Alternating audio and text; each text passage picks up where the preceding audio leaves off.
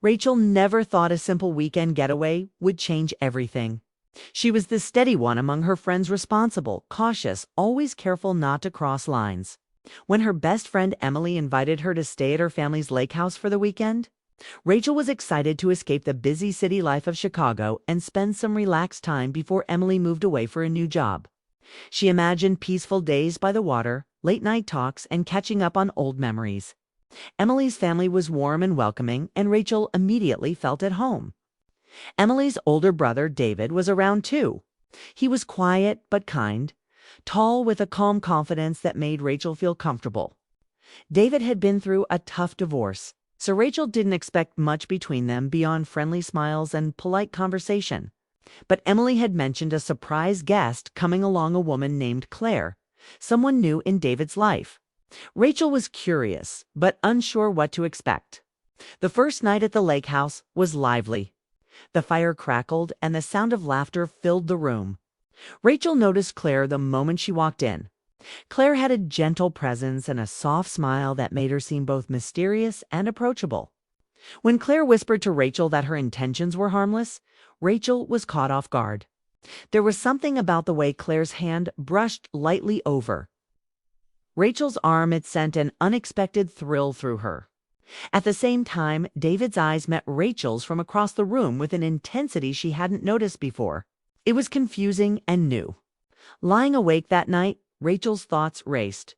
What was happening? She felt drawn to Claire's gentle touch and David's steady gaze, but she also knew this was forbidden territory. David was Emily's brother, and Claire was supposed to be just a friend, or at least that's what Rachel wanted to believe. The feeling was magnetic and confusing at once, pulling her into something she wasn't sure she was ready for. The weekend was only just beginning, and Rachel felt like she was stepping into a world where the rules were unclear. She wasn't sure if this was a test of her heart or a dangerous game. But one thing was certain, nothing would be the same after this weekend. The unexpected invitation had opened a door to emotions she had never faced before, and Rachel wasn't sure if she could walk away. By the second day at the lake house, the calm of the water and the peaceful trees no longer matched the storm inside Rachel. The quiet beauty of the place clashed with the confusing emotions building in her heart. What started as a weekend getaway with her best friend, Emily, had turned into something much deeper and far more complicated. Emily had gone into town for errands that morning. Leaving Rachel alone with Claire and David, Rachel found herself in the kitchen, pouring coffee when Claire walked in. She smiled in that soft, knowing way and leaned against the counter. Her presence somehow calming and unsettling at the same time. "You seem quiet," Claire said, stirring her tea. "I guess I'm just thinking," Rachel replied. She didn't want to say too much. Claire stepped closer, lowering her voice. "I hope I didn't make you uncomfortable last night." Rachel hesitated. "No, it's just... I didn't expect any of this." Claire reached out gently and touched Rachel's hand. "It's okay. Sometimes things just happen. They don't always have to make sense." Rachel pulled her hand back slowly, her mind spinning. It wasn't just Claire's touch or her words, it was the way David had looked at her the night before. It wasn't just one person or one moment. It was the whole situation. Later that day, David asked Rachel to help him carry firewood from the shed. They walked in silence at first, the air filled with early autumn chill. As they worked side by side, Rachel felt his quiet energy. He didn't speak much, but when he did, it felt like every word carried weight. "I'm glad you came," he said suddenly, breaking the silence. Rachel looked over at him. "I almost didn't. I know this weekend's been strange," he said carefully, "but I've enjoyed being around you." Rachel's heart skipped. His tone was gentle, but his meaning was clear. There was something between them, even if they hadn't spoken it aloud. As they walked back toward the house, Rachel felt the distance between them shrink, not physically, but emotionally. David's glance lingered just a little too long, and when their hands brushed accidentally, neither of them moved away. That night, the three of them sat by the fireplace. Emily had gone to bed early, tired from the day. Claire curled up on one end of the couch, her feet tucked under her, while Rachel sat near the fire sipping wine. David sat across from her, watching the flames. The room was quiet except for the crackling fire. Claire broke the silence. Funny how weekends like this bring things out of people. David glanced at her, then at Rachel. Yeah, you learn a lot without saying much. Rachel's stomach twisted. She felt like she was caught between two people who both saw parts of her she wasn't ready to reveal. Claire's openness. David's quiet presence, it was overwhelming. I think I'll head to bed, Claire said, standing slowly. Good night. As she passed Rachel, she rested a hand lightly on her shoulder and whispered, Don't be afraid to feel something. It doesn't have to be wrong. Rachel didn't answer. When she looked at David, he was watching her again with those eyes steady, warm and full of something she didn't know how to name. I didn't plan this, he said after a moment. I didn't either, she whispered.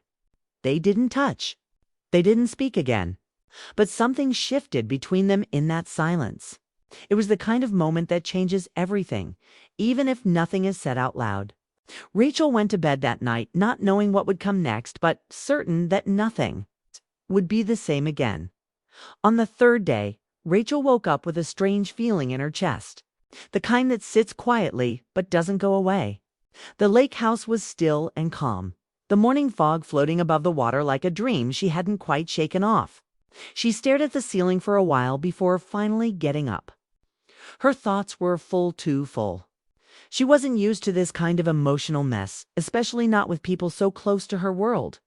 Claire was already in the kitchen, humming softly, brewing coffee like nothing had happened. Rachel walked in, her heart thudding a little faster, unsure how to act. Claire turned and smiled. Sleep okay? She asked. Rachel nodded. Yeah, I guess. Claire handed her a mug, their fingers brushing again just briefly. Rachel pretended not to notice, but the warmth from the touch lingered. Claire's tone changed slightly, more thoughtful now. You've been quiet, she said. You're thinking a lot. I can see it. Rachel looked down. She didn't want to admit how confused she was about David, about Claire, about herself. None of this was expected. This weekend was supposed to be simple. A goodbye trip with her best friend before things changed. But now everything felt tangled. I don't know what I'm feeling, Rachel said honestly. Claire took a breath. You don't have to decide anything. Just be honest with yourself. That afternoon, Emily suggested they all go kayaking, and Rachel was relieved. Maybe the open water would help clear her head. Out on the lake, the air was crisp, and the sunlight made the surface sparkle. David ended up paddling beside her, while Claire and Emily drifted a little farther out. I meant what I said yesterday, David told her quietly, about being glad you're here. Rachel turned to look at him. There was something different in his voice, gentler, more real. I didn't expect this, she said. Neither did I, he replied.